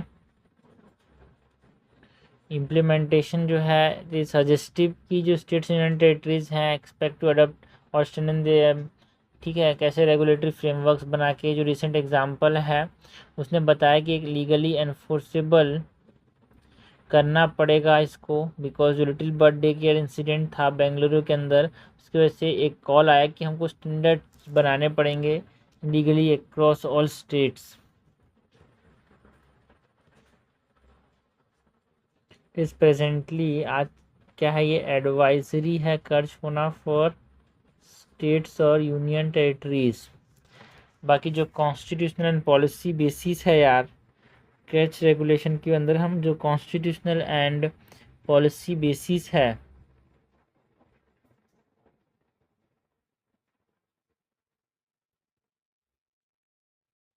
constitutional and policy basis की बात करें तो आर्टिकल 21 जो है वो बोलता है कि right to life and dignity का हिस्सा है ये, मतलब चाइल्ड को ये अधिकार है कि उसकी सेफ्टी डिग्निटी एंड केयर किया जा सके, हेल्दी डेवलपमेंट हो उसका। So right to life and dignity को ये फुलफिल करता है। इसके बाद आर्टिकल 39 एंड 45 जो है वो child protection and early education की बात करता है। Child protection and early education की बात करता है।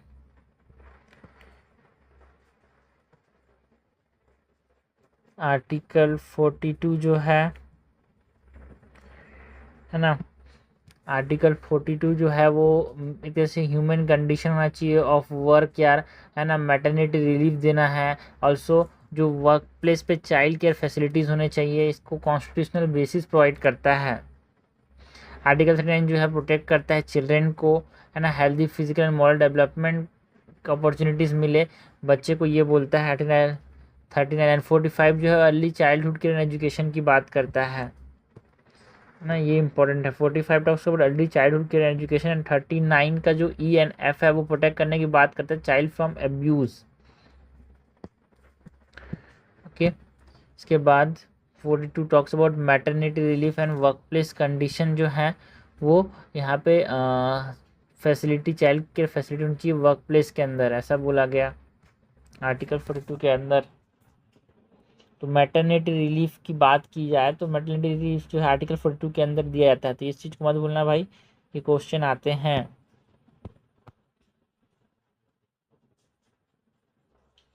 Maternity relief and work place conditions की बात करते हैं। ऑल्सो जो सस्टेनेबल डेवलपमेंट गोल 5 है एंड सस्टेनेबल डेवलपमेंट गोल 8 है, जो कि किसके बारे में बात करते हैं। सस्टेनेबल डेवलपमेंट गोल 5 जो है जेंडर इक्वलिटी की बात करता है। सस्टेनेबल डेवलपमेंट गोल नंबर 6 जो है एक decent work and inclusive economic growth, है ना, दोनों अचीव करने के लिए काम करना होगा। चाइल्ड केयर बहुत ज़रूरी है, एक्सेसिबल चाइल्ड केयर, जब तक यहाँ पर gender equality, decent work and inclusive economic growth हो सके। तो ये जो है कुछ रेगुलेशन जो है इसको स्ट्रेंथन करते हैं। SDG 5 एंड 8 जो कि gender equality and decent work condition होना चाहिए यार, ऐसा बोलता है। बाकी जो इंफ्रास्ट्रक्चर एंड सेफ्टी नॉर्म्स हैं इसकी बात करें, इंफ्रास्ट्रक्चर एंड सेफ्टी नॉर्म्स की बात करें,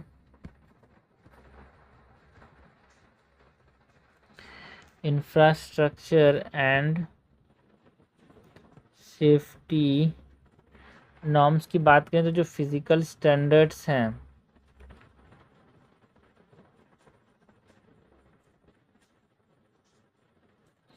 इसकी बात करें तो ग्राउंड फ्लोर लोकेशन, जो कर्च है ग्राउंड फ्लोर पे होना चाहिए। ग्राउंड फ्लोर पे लोकेशन होना चाहिए एंड उस पर एडुकेट वेंटिलेशन एंड लाइटनिंग होना चाहिए। जो कर्च फैसिलिटी है उसके अंदर वेंटिलेशन एंड लाइटिंग होना चाहिए, है ना। मतलब एक्सेस जो है डिसेबिलिटी अगर है किसी को तो barrier free access for disabilities ये देखना चाहिए, ये होना चाहिए यार, barrier free access for disabilities. तो ये फिज़िकल स्टैंडर्ड्स जो हैं वो हमको देखने को मिले, है ना, फॉर दी, ये हमारे फिजिकल स्टैंडर्ड्स हैं फॉर दी कच फैसिलिटी यार। बाकी जो सेफ्टी एंड हेल्थ है उसकी बात करें, सेफ्टी एंड हेल्थ तो एक मैंडेटरी CCTV होना चाहिए विथ पेरेंटल एक्सेस यार, कि बच्चा मेरा कहाँ गया, कैसे हुआ, क्या दिक्कत हुआ उसको। तो mandatory CCTV with parental access and safe drinking water and nutritional meal मिलना चाहिए बच्चे को। Safe drinking water and nutritious meal मिलना चाहिए। First aid and fire safety equipments होने चाहिए कर्च फैसिलिटी के अंदर।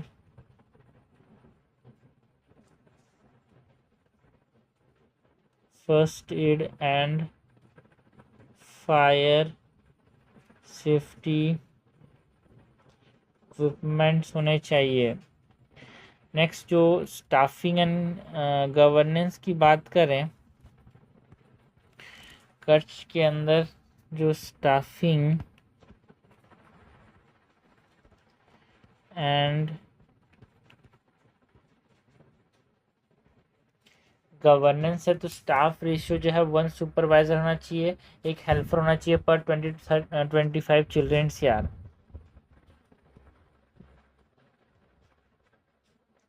स्टाफ रेशियो की बात करें तो 1 सुपरवाइजर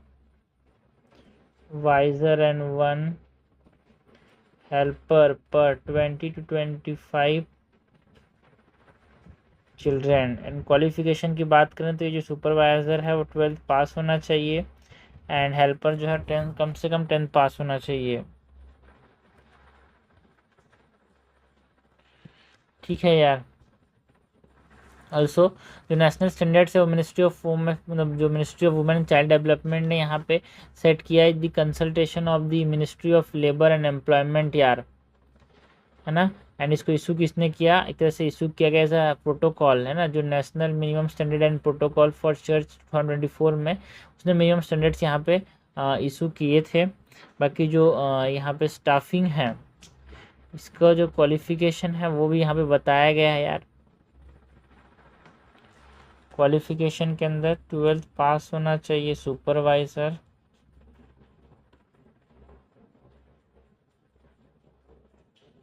एंड 10th पास होना चाहिए जो हेल्पर है वो।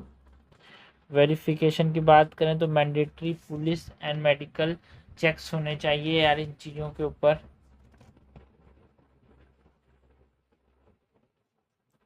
वेरिफिकेशन की बात करें तो mandatory police and medical checks होने चाहिए। बाकी जो गवर्नेंस है उसकी बात करें तो कच्छ एडमिनिस्ट्रेटिव कमिटी बनाया गया यार for the governance.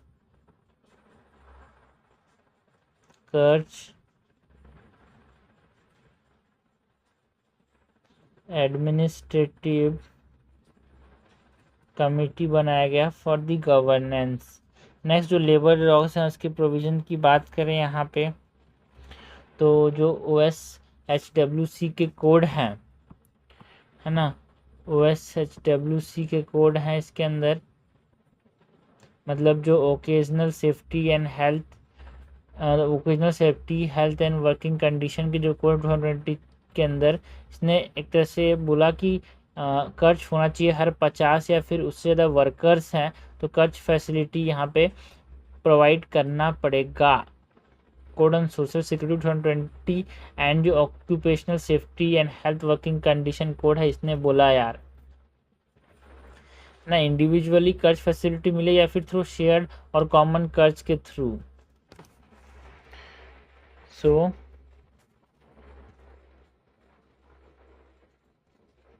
Labour law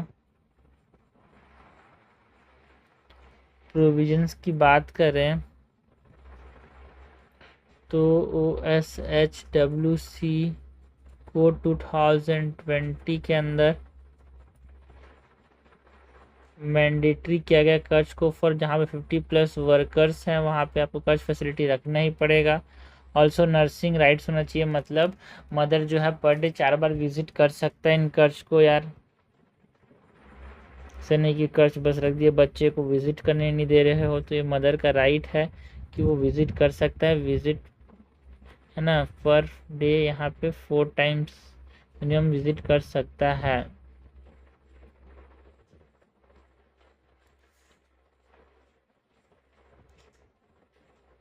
and common models की बात करें तो एक शेयर्ड फैसिलिटीज़ बनाया गया फॉर स्मॉल फर्म्स या ज़्यादा 2-3 फर्म मिलके एक शेयर्ड फैसिलिटी बना सकते हैं कर्ज के लिए for small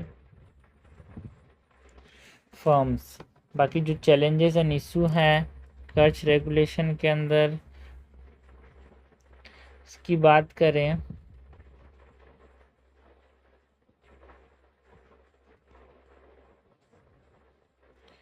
so weak state level enforcement देखने को मिला यार। वीक स्टेट लेवल एनफोर्समेंट जो है वो ठीक से नहीं हो रहा है। कॉर्पोरेट नॉन कंप्लायंस, या जो कॉर्पोरेट से इस बात नहीं मान रहे हैं कि 50+ एम्प्लॉय, फिर भी कर्ज फैसिलिटी वहाँ पे उपलब्ध नहीं कराया गया। स्टाफ की स्क्रीनिंग ठीक से नहीं हो रही है यार, ठीक है पढ़ा लिखा है कि नहीं। So inadequate staff screening is also a challenge. बाकी जो इमरजेंसी प्रिपेयर्डनेस है उसकी भी कमी है। सो लिमिटेड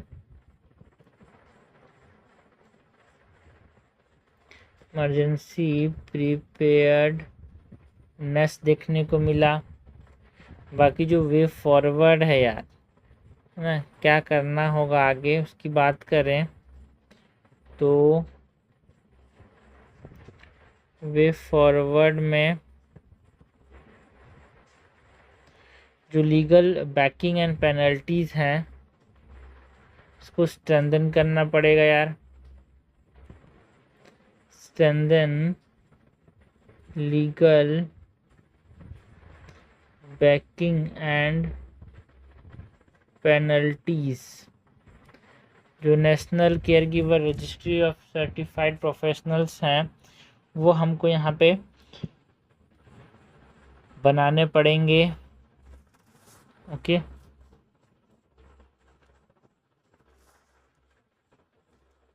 एक डिजिटल डाटाबेस बनाना पड़ेगा जिसमें training and back listing of offenders को यहाँ पे डालना पड़ेगा यार। National care giver registry of certified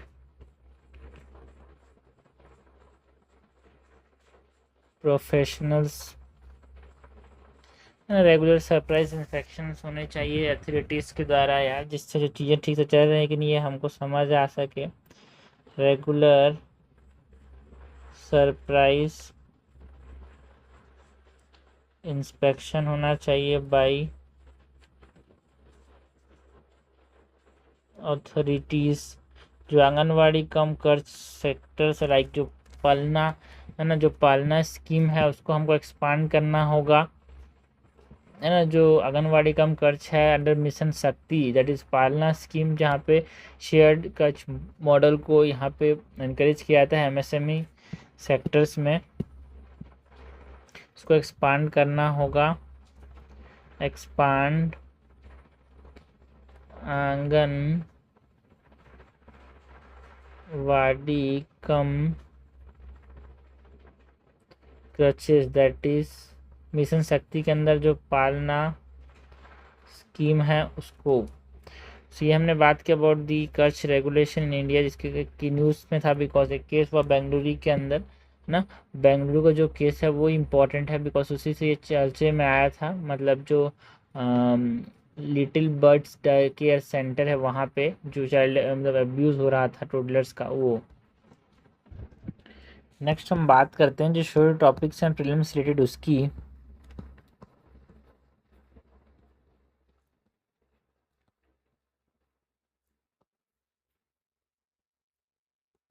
okay, सो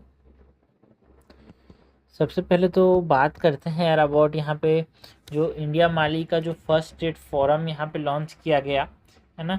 मतलब जो इंडियन माली ने मिल के फर्स्ट इंडिया माली फोरम लॉन्च किया गया जहाँ पे एक्सपोर्ट्स को प्रमोट किया जाएगा इन बकमाओ बमाको टू, है ना। जो बमाको है वहाँ पे एक्सपोर्ट्स को प्रमोट किया जाएगा जिससे यहाँ पे जो बायलेटरल इकोनॉमिक कोऑपरेशन हैं वो बढ़ेगा यार, इन्वेस्टमेंट टाइज जो हैं वो ग्रो होंगे। सो बात करें about India Mali trade forum की,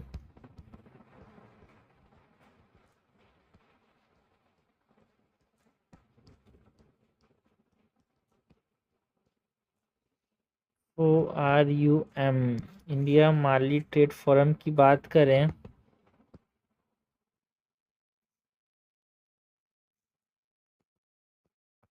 तो सबसे पहले तो जो ये इंडिया माली ट्रेड फोरम है इसका क्या थीम था यार। थीम की बात करें तो जो ट्रेड एंड स्ट्रेटेजिक पार्टनरशिप है उसको ये रीइंफोर्स करेगा। Reinforcing trade and strategic partnership engagement की बात करें तो इंडिया एंड माली में यहाँ पे जो B2B and B2G and G2G meetings हैं वो इसके बीच में होते हैं, like business to business, business to government and government to government meetings जो हैं वो होते हैं, जो कि commercial partnership and memorandum of understanding को प्रमोट करते हैं।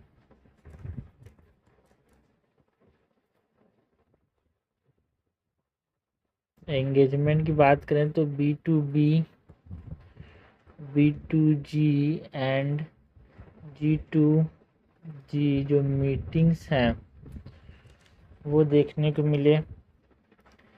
बाकी जो प्रायोरिटी सेक्टर्स हैं यहाँ पे इंडियन माली के बीच में, जो प्रायोरिटी सेक्टर्स हैं इसकी बात करें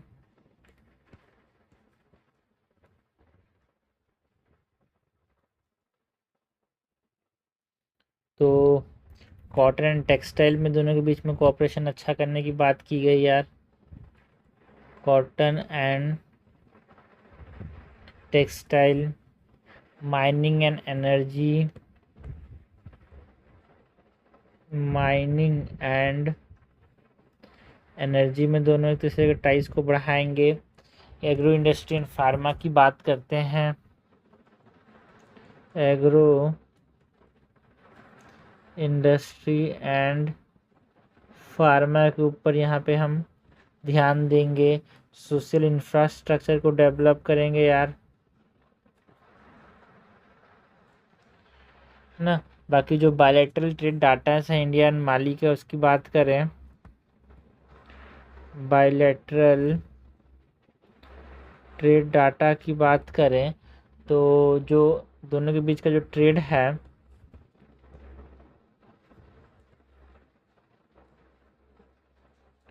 वो $326.1 मिलियन का रहा है यहाँ पे फाइनेंशियल ईयर 2025-26 में।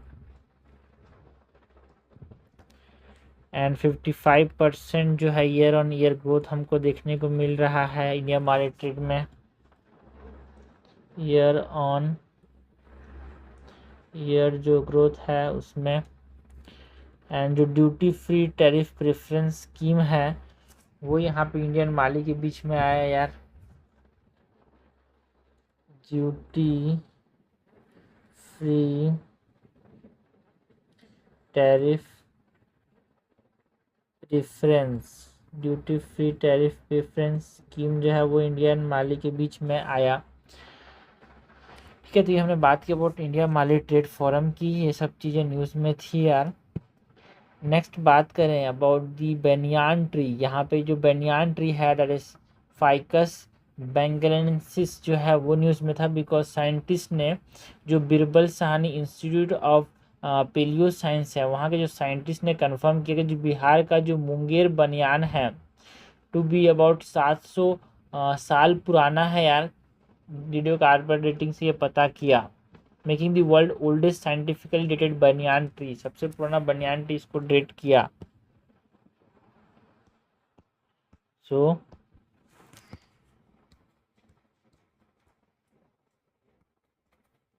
बनियान ट्री की बात करें तो जो फाइकस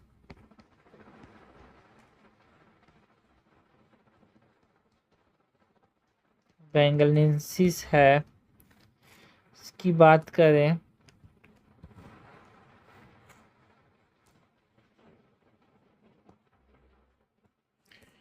तो पहले तो उसका स्टेटस क्या है, तो नेशनल ट्री ऑफ इंडिया है भाई। Banyan tree is the national tree of India,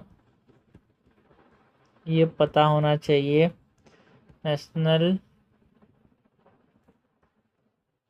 tree of India, जैसे नेशनल फ्रूट मैंगो है, नेशनल एनिमल जो है पीकॉक है, इस प्रकार का नेशनल ट्री जो है वो बनियान ट्री है। एंड यहाँ पे न्यूज़ में था बिकॉज जो मुंगेर बनियान है उसको 700 साल पुराना बताया गया यार, जो कि ओल्डेस्ट बनियान ट्री अभी तक का डेटेड वाला में यहाँ पे शामिल होता है। It is 700 year old which is determined by radio carbon dating से इसको पता किया गया। जो बायोलॉजिकल फीचर्स की बात करें,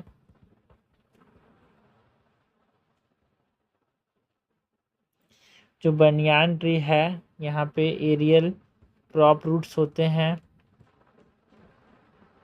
एरियल क्रॉप रूट्स होते हैं बनियान ट्री के ऊपर, and leathery leaves and syconia fruit देखने को मिलता है बनियान ट्री में। Leathery leaves and syconia fruit देखने को मिलता है। बाकी जो कीस्टोन स्पीसीज है फॉर बायोडाइवर्सिटी यार बनियान जो है। ये तो बायोलॉजिकल फीचर्स की बात की ना। सिग्निफिकेंस की बात करें अगर, सिग्निफिकेंस ऑफ बनियान ट्री की, तो ये कार्बन सिक्वेस्ट्रेशन में हेल्प करता है। जो एक्सेस कार्बन डाइऑक्साइड जो एटमॉस्फेयर खराब कर रहा है उसको ये एब्जॉर्ब कर लेता है, so carbon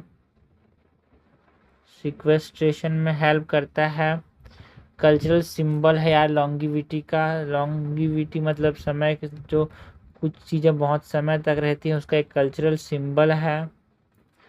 cultural symbol of longevity, बहुत साल तक बनियान बरगद का पेड़ जो है वो जीता है। देखो 700 साल पुराना बनियान की ट्री हमने डेट किया। एंड जो सॉइल इरोजन है उसको प्रिवेंट करता है बिकॉज इसकी जड़ें जो है बांध के रखती हैं यार मिट्टी को। सो ये हमने बात की अबाउट बनियान ट्री की, ठीक है। नेक्स्ट यहाँ पे हम बात करते हैं यार जो पसुंजया युद्ध अभ्यास है ना। पसुंजया जनया पशुजन्य युद्ध अभ्यास जो कि department of animal husbandry and जो डेयरिंग ने कंडक्ट किया नेशनल लेबर पशुंजिया युद्ध अभ्यास कहाँ पे, मध्य प्रदेश के अंदर, जो जूनोटिक डिसीज को जूनोटिक डिसीज से प्रिपेयर करने की बात करता है ना। पशुजन्य युद्ध अभ्यास इसके बारे में बात करें,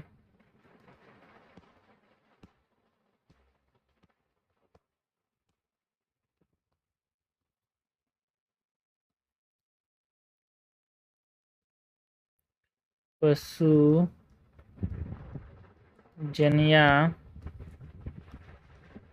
युद्ध अभ्यास,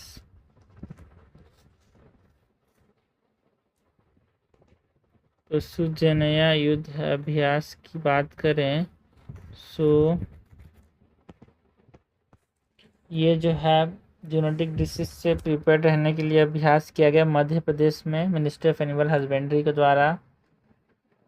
इसका पर्पस क्या है,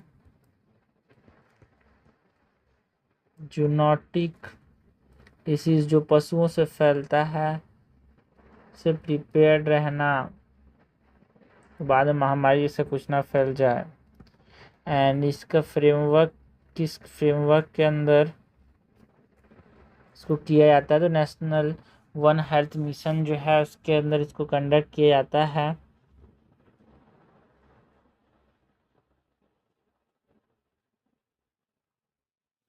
जो की इनिशिएटिव्स हैं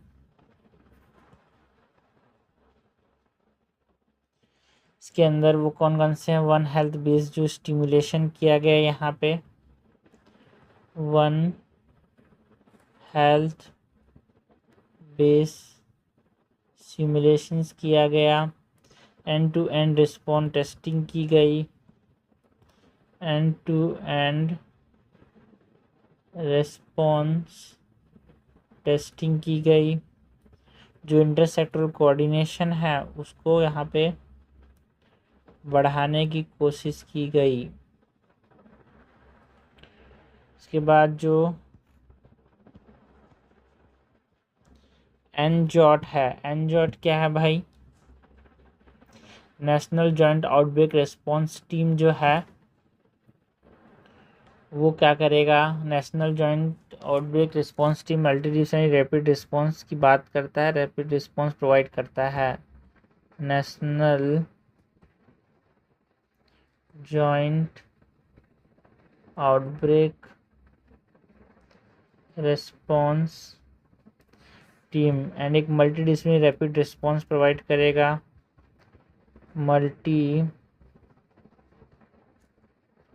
multidisciplinary rapid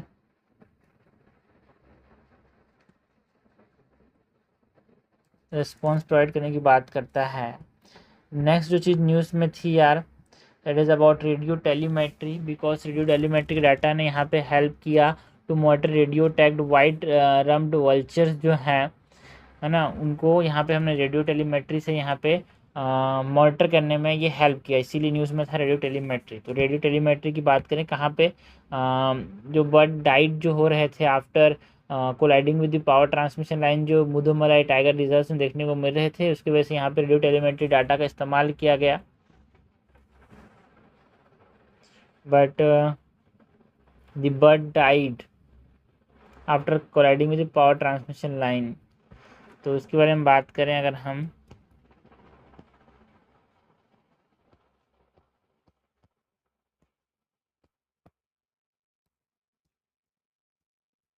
radio telemetry and vulture conservation की बात करें तो जो रेडियो टेलीमेट्री है,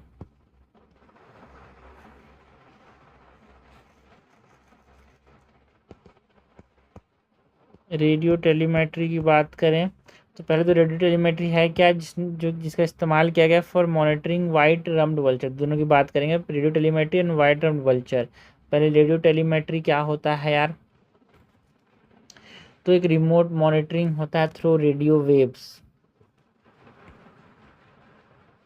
रिमोट मॉनिटरिंग होता है via radio waves. Real time tracking analysis हमको यहाँ पे देखने को मिलता है, real time tracking and analysis देखने को मिलता है। बाकी जो वाइट रम्ड वल्चर जिसको यहाँ पे इस्तेमाल किया गया, ट्रैक किया गया, इसके बारे में थोड़ी बात करें तो वाइट रम्ड जो वल्चर है इसका स्टेटस की बात करें तो क्रिटिकली एंडेंजर्ड है यार ये। और जो चीज़ें क्रिटिकली एंडेंजर्ड हो और न्यूज़ में रहे तो वो हमेशा इम्पॉर्टेंट हो जाती है। तो white rumped vulture is critically endangered and diclofenac poisoning से इनको बहुत ज़्यादा नुकसान हो रहा है। थ्रेट की बात करें तो जो एनिमल्स में जो इस्तेमाल कर रहे हैं डाइक्लोफेनेक को, उसकी वजह से किडनी फेल कैसे मरते हैं जब उसको ये वल्चर खाते हैं, तो उनको भी यहाँ पे पॉइजनिंग फेस करना पड़ता है ना। यार ये जो रोल है वाइट रम्ड वल्चर का, तो ये इसके एवेंजर हैं यार, एंड डिसीज प्रिवेंशन में इम्पॉर्टेंट रोल प्ले करते हैं। तो इकोसिस्टम रोल की बात करें सो ये स्कैवेंजिंग एंड डिसीज प्रिवेंशन में हेल्प करते हैं। लास्टली यहाँ पे हम बात करते हैं about the Nameri tiger reserve की। ये न्यूज़ में था बिकॉज जो नामेरी टाइगर रिजर्व में जो टाइगर पॉपुलेशन है वो इंक्रीज़ हुआ। 2022 में 3 था, 3 से ये 12 हो गया 2025 में, जिसमें ये बता रहा है कि इसने जो मेजर कंजर्वेशन सक्सेस है ना, वो है ना, उसने हाईलाइट किया इस टाइगर रिजर्व ने। Wild life institute of India ने इसको वैलिडेट किया यार, सक्सेस को अच्छा बोला। तो नेमरी टाइगर रिजर्व की बात करें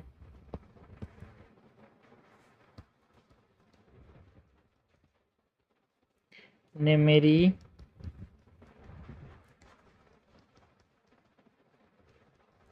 टाइगर रिजर्व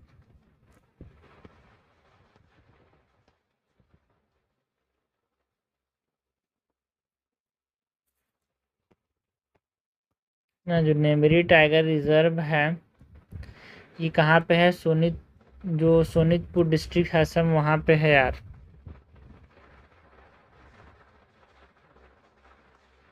लोकेशन की बात करें सोनितपुर डिस्ट्रिक्ट ऑफ असम में ये लोकेटेड है। नेमरी टाइगर रिजर्व यहाँ पे ये न्यूज़ में इसलिए था बिकॉज इसने सक्सेस हासिल किया, टाइगर पॉपुलेशन को 3 से 12 कर दिया भाई 3 साल में। Tiger population increase 3 to 12। बाकी जो इकोलॉजिकल फीचर्स यहाँ पे नेमरी टाइगर रिजर्व में हमको देखने को मिलते हैं, इकोलॉजिकल फीचर्स की बात करें तो tropical evergreen and semi evergreen forest हमको यहाँ पे देखने को मिलता है यार।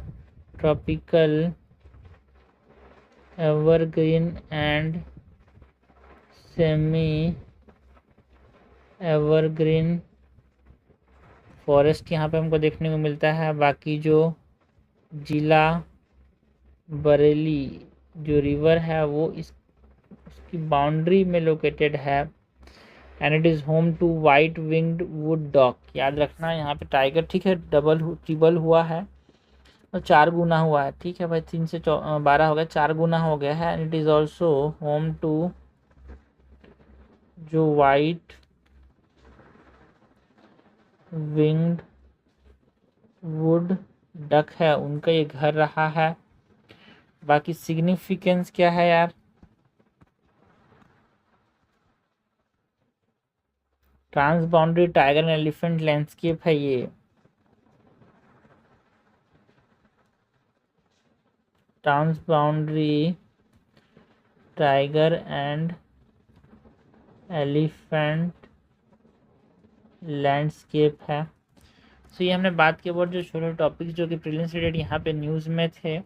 फिर जो टॉपिक्स को डिटेल में हमको पता होना चाहिए उसके बारे में बात की, कच्छ रेगुलेशन की, विटनेस वाटर ट्रीटी की, फेयर ट्रायल्स के बारे में बात किया यार। जो राइट टू प्रोटेस्ट है उसके ऊपर एक्सटेंडेंट के ऊपर जजमेंट आया था बॉम्बे हाई कोर्ट का, टेम्पल डोनेशन मैनेजमेंट के बारे में बात की एंड जो इंडियन नेशन डाइपोल का जो प्रभाव पड़ता है उसका हमारे पास देखने को मिला। तो ये हमारे पास डिटेल में बात की 4 जुलाई 2026 के करंट अफेयर माइंड मैप्स की।